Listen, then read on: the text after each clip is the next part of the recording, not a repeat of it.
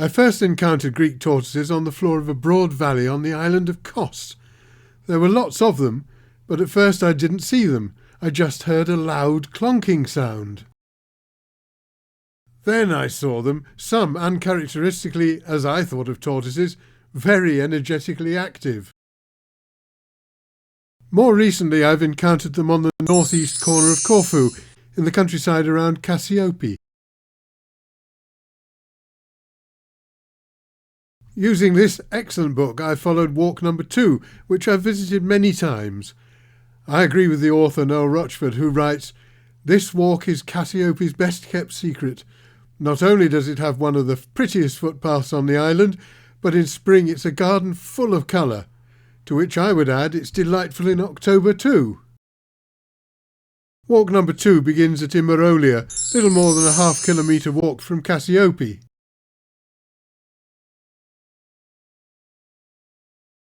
Just past the rusty bus shelter, turn left along a narrow concrete road. I was intrigued to note, halfway up the roadway, a line of footprints of a small theropod dinosaur, impressed in the concrete before it had set. After a short distance, turn left onto a rocky track where the ascent begins. With a deepening gorge on the right, we soon enter rocky woodland, sun patches alternating with the shade. The walk just gets prettier and prettier, in October mainly due to the cyclamens, but there are many other fascinating plants and other interests along the trail. In places the woodland gives way to a scene of arid limestone hillsides and some gorgeous columnar cypresses.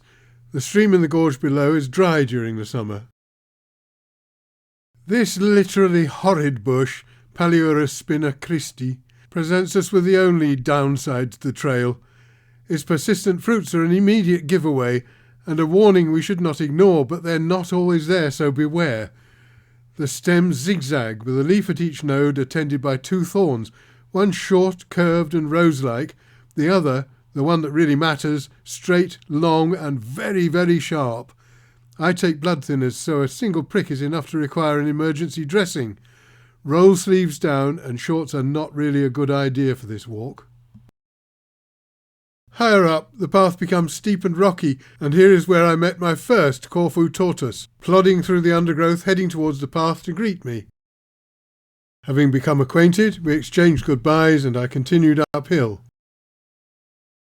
My second chance meeting with a tortoise was on the same trail a few years later, just visible among the trees on the right, but it was not such a pleasant encounter.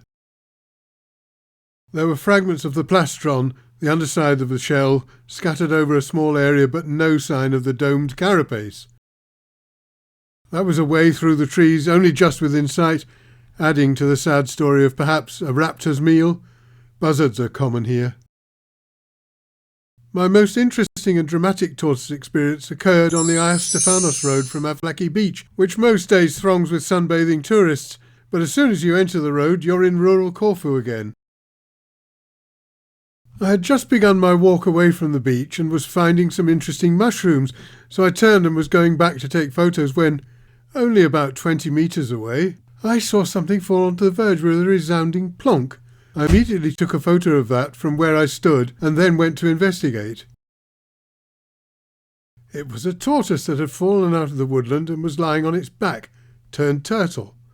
As far as I knew, wrongly it seems, that would have been that for the tortoise, so I turned it over and waited for it to emerge. After a while, a head peeped out, nestled in its neck folds, but then nothing else happened.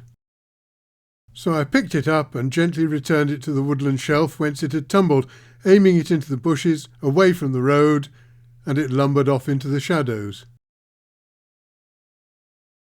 I'm glad I asked Google about turned tortoises because, contrary to common knowledge, of which I was, like most of us, a victim, I learnt that they are quite capable of righting themselves.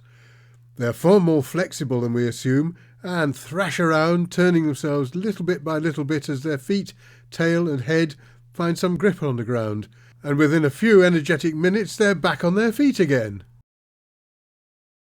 Mine would probably have made it eventually, But that being said, if my tortoise had managed to right itself, having fallen down a 5-foot cliff from its woodland shelf, it would have had the greatest difficulty getting back into safety beneath the trees. Its only route would have been along the perilously narrow verge, one way leading to the beach, while the other was a long way to tortoise-accessible vegetation. Its alternative would be to cross the road, potentially a very bad idea.